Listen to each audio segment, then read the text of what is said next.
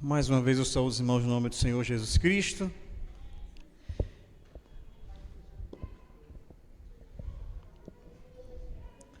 Meus irmãos, nós ainda vamos nos acostumar estamos num processo de se adaptar ou se acostumar com essa nova configuração, né, que a gente está sendo submetido, que é a da quantidade de pessoas. Os irmãos não podem vir à igreja, todos os irmãos, o templo não pode encher, tem que ter uma quantidade máxima, que aí a gente já fez os cálculos, 28 pessoas, juntando com os dirigentes, com os irmãos que tocam, com exceção do porteiro lá, que é o irmão Getúlio, que ele fica fora do templo. E aí a gente vê os bancos semi-vazios ou alguns vazios, e às vezes quando você vem aqui na frente, você tem um impacto assim, de uma sensação de que a igreja está desanimando, de que a igreja está passando por um momento de frieza. Às vezes a gente tem esse impacto ao chegar e ver os templos semi-vazios, exatamente causados e motivados pelos decretos do governo e também por uma questão de proteção da nossa própria saúde, porque esse vírus que tem levado muitas pessoas, inclusive dos nossos irmãos, da nossa casa, ele tem uma facilidade muito grande de ser transmitida e tendo aglomeração, tendo número de pessoas em uma distância pequena ou até mesmo sentados lado a lado, corremos o risco de transmitir essa enfermidade, esse vírus para a pessoa, caso a pessoa que esteja do seu lado esteja contaminada. Mas é um momento que a gente está passando e tenho certeza que nós vamos superar esse momento, que a igreja do Senhor vai passar por esse momento, e ao passar por esse momento nós estaremos aqui todos juntos cantando o hino da vitória, com alegria no nosso coração, poder apertar a mão do nosso irmão, poder abraçar o nosso irmão, como é o nosso costume quando nós concluímos os cultos, a cada culto que nós fazemos. Mas, enquanto isso, a nossa missão é levar a palavra de Deus, trazer a palavra do Senhor aos nossos corações, para que nós possamos ser edificados pela palavra de Deus, também levar a palavra do Senhor àqueles que não conhecem, falando do amor de Deus, falando o que foi que Jesus veio fazer aqui na terra. E aí essa é a nossa missão e temos que continuar falando do amor de Deus. O texto que nós lemos hoje é um texto maravilhosíssimo. É um texto em que não está muito explícito uma ação de Deus. Não está nas palavras, mas ela fica explícito nas ações. Fica explícito, fica conhecido e fica claro nessas ações. Jesus Cristo, ao vir ao mundo, uma das coisas, e a principal coisa que ele veio fazer, quando o anjo do Senhor anunciou a Maria, era que ele libertaria e livraria o seu povo do seu pecado. A imaginação que os judeus tinham, por ter passado por vários momentos de prisões nas suas gerações passadas, por ter passado por um cativeiro de 70 anos, por ter sido prisioneiro de outras nações, passou pelos babilônicos, passou pelos persas, foi aprisionado pelos gregos antes de Jesus Cristo, na época de Alexandre o Grande, e por último, no período em que Jesus Cristo estava nascendo, eles estavam dominados pelo reino, pelo Império Romano.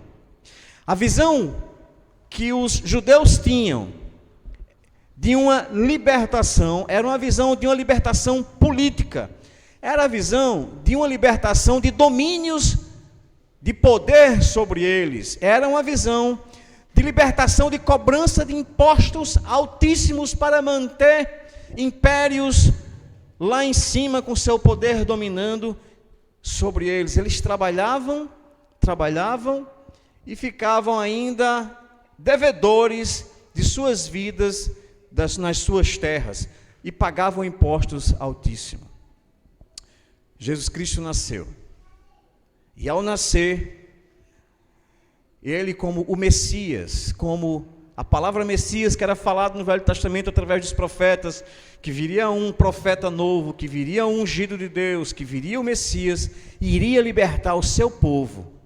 Mas libertar o seu povo não dizia de que na mente dos judeus era libertar exatamente daquilo que nós falamos há pouco, do poder político, do poder do domínio de outras nações com braço forte sobre Israel, sobre os judeus. E aí Jesus nasce. E aí o anjo vai e diz a Maria que Deus tinha enviado Jesus, iria nascer dela um filho que libertaria o seu povo dos seus pecados. Seus pecados. E que pecados são esses? Um dos principais pecados que temos na nossa vida é o egoísmo e o orgulho. Egoísmo e orgulho. Esses dois sentimentos, que são sentimentos carnais, que são sentimentos que nos distanciam de Deus, são dois pecados que às vezes nós carregamos, às vezes dentro de nós, e achamos que isso não é pecado. Mas o pecado do orgulho e do egoísmo faz com que um fruto do Espírito de Deus não flua na nossa vida. E que fruto é esse? O amor. É o primeiro fruto lá no capítulo 5, versículo 22 da carta que Paulo escreveu aos Gálatas. E o fruto do Espírito é amor, alegria, paz, longanimidade, bondade, mansidão, domínio próprio, fidelidade.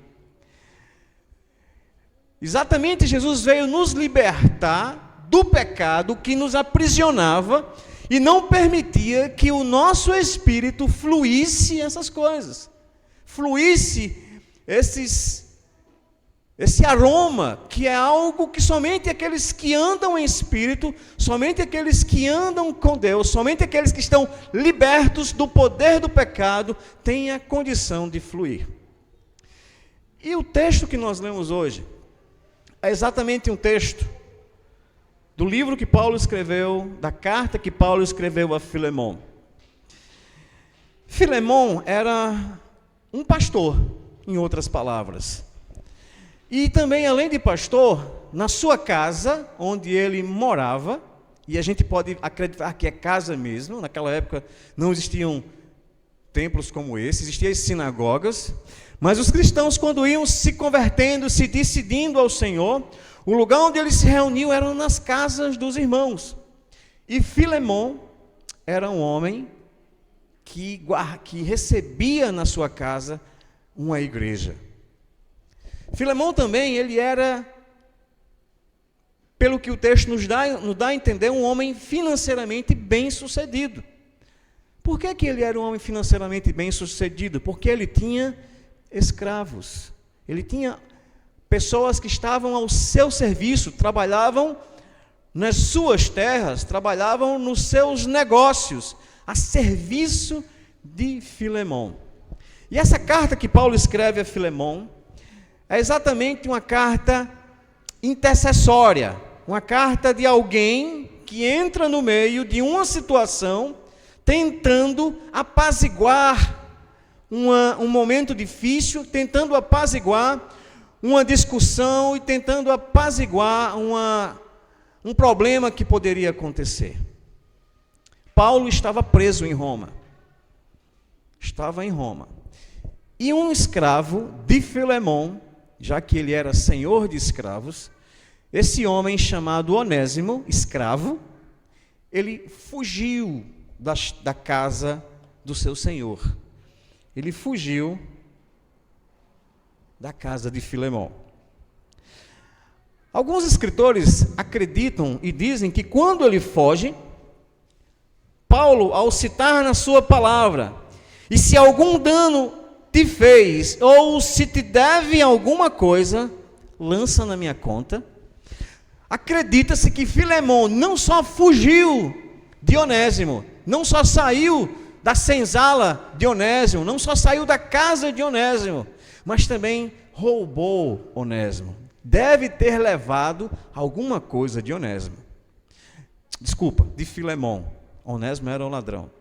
Era o escravo que podia, e tem a suposição de ter sido não somente escravo e ter fugido como ladrão. E aí, para onde que Onésimo foi? Onésimo, ao fugir, procurou um lugar onde ele menos poderia ser encontrado. Fugiu para Roma, a capital do Império Romano. Roma, naquela época, era uma cidade muito povoada. Recebia pessoas de vários lugares. Dificilmente você iria conseguir reconhecer outras pessoas, talvez até um escravo fugitivo, você não iria conseguir ver e conhecer pela multidão de pessoas que transitava dentro de Roma. Às vezes eu ficava imaginando, quando eu leio esse texto, de que Onésimo fugiu para Roma, como se alguém fosse embora para um grande centro aqui do nosso estado, do nosso país, fosse para São Paulo, para o Rio de Janeiro. Você observa que aquelas cidades, quando os fluxos estão normais, as pessoas estão passando nas ruas de comércio, você vê que são pessoas batendo uma na outra, multidões, ali não dá para reconhecer quem é quem. E Onésimo fugiu para Roma, exatamente porque Roma era uma cidade, além de ser grande, pessoas de várias outras nações moravam em Roma, e ele dificilmente seria reconhecido. Mas Onésimo se arrependeu do que ele fez. E Onésimo conhecia o apóstolo Paulo, porque Paulo já tinha estado com Filemão. E aí Onésimo vai e procura Paulo, e Paulo morava na época, a prisão de Paulo não era aquela prisão como ele teve em outras cidades, mas era uma prisão domiciliar. Ele poderia ficar na sua casa, em uma casa alugada, e naquela casa que ele estava, ele poderia receber pessoas. E Paulo recebeu Onésimo em sua casa. E Onésimo, no tempo que ficou com Paulo, ficou servindo a Paulo. Paulo já estava velho, Paulo já estava numa idade avançada. Ainda não estava naquela idade de morrer, como quando conta lá em Timóteo, que guardei a fé que eu tinha, guardei, e agora o que me resta é a coroa. Combati o bom combate, guardei a fé, acabei a carreira, guardei a fé. Né? O que me resta agora é a coroa da vida. Então, ele ainda não estava com aquela idade, mas já estava velho. É tanto que ele cita na própria carta, Paulo o velho. E aí, Onésimo serviu muito a Paulo ali. Mas aí, Paulo não se sentia no direito de ficar com Onésimo, até porque guardar um escravo fugitivo também, naquela época, ou até hoje, caso em alguns lugares que tenha escravidão, seja crime. Então era crime proteger e acobertar um escravo. E Paulo não somente por isso, e aliás o texto nem menciona isso, mas Paulo menciona no texto que nós lemos que para ele seria muito útil estar com Onésimo, mas o devolveu e o estava enviando de volta para Filemão, para que se Filemão quisesse mandar Onésimo de volta, fizesse de bom grado e fizesse do seu coração. Mas naquela época, os escravos fugitivos, os donos deles, poderiam fazer o quê? Mandar crucificá-los e matá-los. E o texto que nós lemos, a carta que nós lemos hoje, com 25 versículos, é uma carta intercessória, em que Paulo, a partir do versículo 8 até o versículo 21, ele faz uma intercessão, um pedido pela vida de Onésimo. Diz o seguinte, eu vou tentar reler para os irmãos para a gente relembrar. Pois bem, começando do versículo 7. Pois, irmão, tive grande alegria e conforto no teu amor. Paulo agora começa a falar do amor que Filemão teve. Porquanto o coração dos santos, daqueles que estão na sua casa, tem sido reanimado por teu intermédio.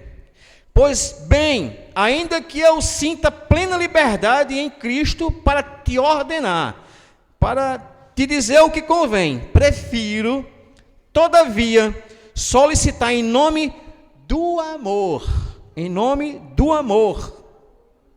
sendo o que sou, Paulo, o velho, e agora até prisioneiro de Cristo. Paulo se coloca agora na mesma posição que Onésimo. Eu também sou prisioneiro de Cristo. Sim, solicito-te em favor de meu filho Onésimo, que gerei entre algemas. Girei nas prisões. Onésimo se arrependeu do que fez com Filemão, procurou o apóstolo Paulo. Paulo falou do amor de Jesus Cristo para Onésimo. Onésimo se converteu ao Senhor, e aí Paulo agora diz que gerou Onésimo nas algemas, enquanto ele estava preso. Ele antes te foi inútil. A palavra Onésimo quer dizer útil. Ele antes te foi inútil. Atualmente, porém, é útil a ti e a mim. Eu te envio de volta em pessoa, quero dizer, o meu próprio coração iria com Onésimo, como se Paulo fosse. Eu queria conservá-lo comigo, para em teu lugar me servir nas algemas que carrego por causa do Evangelho. Nada, porém, quis fazer sem o teu consentimento, para que a tua bondade não venha a ser como que por obrigação, mas de livre vontade, pois acredito que ele veio a ser afastado temporariamente, a fim de que o recebas para sempre. Não como escravo, aí aqui começa, a fim de que receba para sempre, não mais como o escravo. O cara foge, vai embora, possivelmente levou alguma coisa do seu patrão, e possivelmente acredita-se que sim, porque se ele saiu como escravo, ele não tinha nada, bens, não tinha nada, e para ele se deslocar de Colossos, que era a região onde eles moravam, para a cidade de Roma, e lá sobreviver, ele precisava de algo, de alguma finança, de alguma coisa que o sustentasse por algum tempo.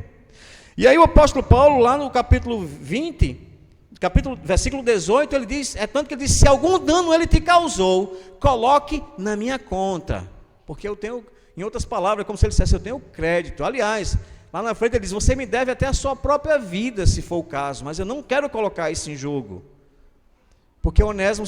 porque Filemão se converteu exatamente nas palavras do apóstolo Paulo. Então, eu quero que você o receba para sempre, não mais agora, não mais como escravo, antes muito acima de escravo, como irmão caríssimo, especialmente de mim, e com maior razão de ti, quer na carne, quer no Senhor. Agora, meus irmãos, um escravo, você vê como é a vida com o Senhor Jesus. O Senhor Jesus, através do apóstolo Paulo, Paulo vai dizer assim, não existe mais grego nem judeu, não existia nem escravo, nem servo e nem livres, nem senhores e nem escravos. Servo e livre quer dizer escravo e aquele que é livre, aquele que é senhor. No Senhor, em Jesus, agora nós somos todos iguais. Nós somos todos um. As barreiras que separavam agora foram quebradas entre judeus e gregos, entre senhores e seus servos. Ao conhecer o Senhor, nós nos tornamos diante do Senhor iguais, somos iguais. O apóstolo Paulo agora pede para que Filemão receba Onésimo, não mais como escravo, mas como irmão caríssimo, irmão valioso, irmão que tenha muito apreço. E aí, o texto não nos diz se Filemão recebeu.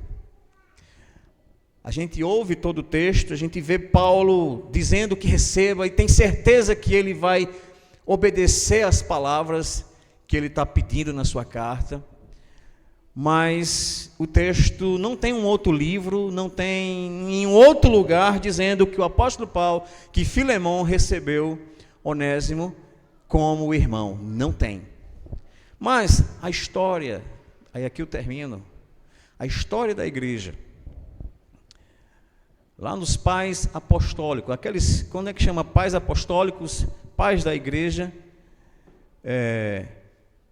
na história da igreja, logo após os apóstolos, tem a história de um homem que foi chamado o bispo de Éfeso, e o nome desse camarada era Onésimo.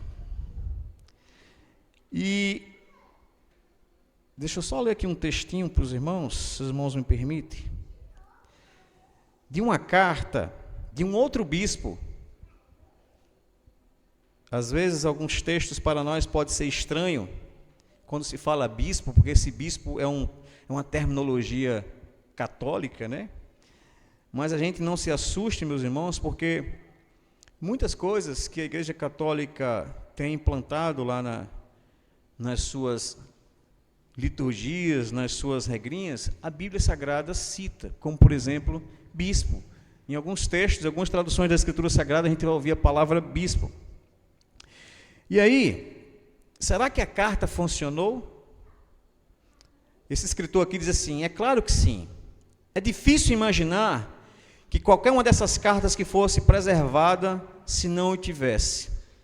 Se Onésimo é de fato aquele que se tornou o bispo da igreja de Éfeso, não se pode saber ao certo. Mas a tradição cristã acredita que sim, que Onésimo, o bispo de Éfeso, era Onésimo. Nós sabemos, por que nós sabemos disso? Nós sabemos a respeito disso por meio de Inácio, que era um dos pais da igreja, que em seu caminho a Roma, para ser morto como mártir, escreveu à igreja a Éfeso, e dizia o seguinte, abre aspas: em nome de Deus, portanto, eu recebi sua numerosa congregação na pessoa de Onésimo, seu bispo no mundo, um homem cujo amor está além das palavras. Minha oração é que você o ame no Espírito de Jesus Cristo e todos sejam como ele. Bendito é aquele que lhes permite ter um bispo desses. Vocês o merecem. O Evangelho faz coisas como essa. Foi mais ou menos no ano 120, 130. Esse Onésimo aqui pode ter sido, mas também pode não ter sido o mesmo Onésimo escravo que Filemão perdoou. E tudo isso, meus irmãos, porque quando nós nos convertemos ao Senhor, quando nós entregamos a nossa vida ao Senhor, existe uma transformação no nosso ser. Existe uma libertação, que essa libertação pode não ser de forças maiores sobre a nossa vida, que essa libertação pode não ser de uma opressão, que essa libertação pode não ser de uma escravidão, que essa libertação pode não ser de um governo tirano que nos massacre, que nos persiga, como os irmãos que vivem lá na China, como os irmãos que vivem lá na Coreia do Norte, perseguidos, sendo ameaçados a morrerem. Mas quando esses irmãos lá entregaram as suas vidas ao Senhor, eles enfrentaram uma libertação do poder do pecado. Quando eles são libertos do pecado, quando nós somos libertados do pecado, a nossa vida agora tem dentro de nós o Espírito Santo de Deus. A nossa casa agora é uma casa onde o Espírito Santo de Deus habita. E ao habitar, meu irmão, começa a fluir dentro do nosso ser amor, alegria, paz, longanimidade, fidelidade, bondade, mansidão, domínio próprio. O pecado já não tem domínio sobre a nossa vida. O orgulho, o egoísmo, o querer só para mim, já não mais me domina. Eu agora quero repartir com o meu irmão, porque Jesus Cristo me libertou do poder do pecado. E ao libertar do poder do pecado, meus irmãos, nisso aí está incluso a nossa salvação. A salvação já é coisa garantida. Nós agora temos que andar conforme Ele nos orienta pela Sua palavra. Amar o nosso irmão, amar a nossa irmã, perdoá-los a cada ofensa que eles nos causem, a cada ofensa que possivelmente achamos que nos causou. Devemos estar com o nosso coração quebrantados e libertados do poder do pecado. Foi isso que Jesus veio fazer. A salvação já é algo que para nós já está certo. Na hora que você entrega a sua vida ao Senhor e converte-se ao Senhor, meus irmãos, o seu nome está escrito no céu. Você é um escolhido do Senhor. A sua vida agora é uma vida em espírito.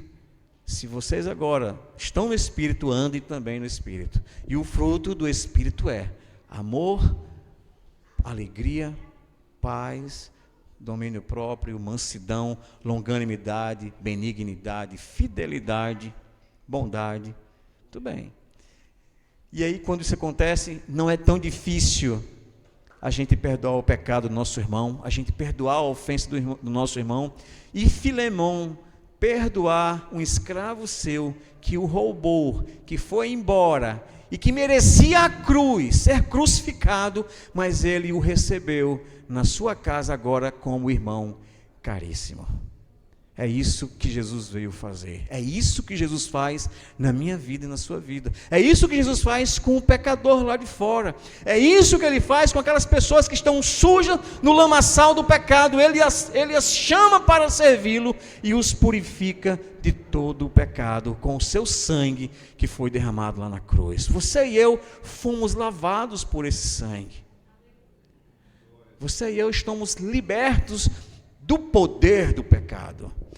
Paulo, na sua palavra, diz: nós não estamos libertos da presença do pecado, mas do poder do pecado nós fomos libertados, porque Jesus já pagou a nossa conta lá na cruz do Calvário. Amemos-nos uns aos outros, perdoemos-nos uns aos outros.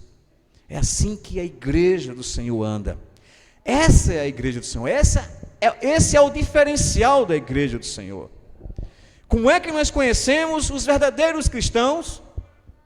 Quando ele ama uns aos outros. Está escrito: quando os irmãos amarem uns aos outros, vocês serão conhecidos como os meus discípulos. E aquele que ama, perdoa.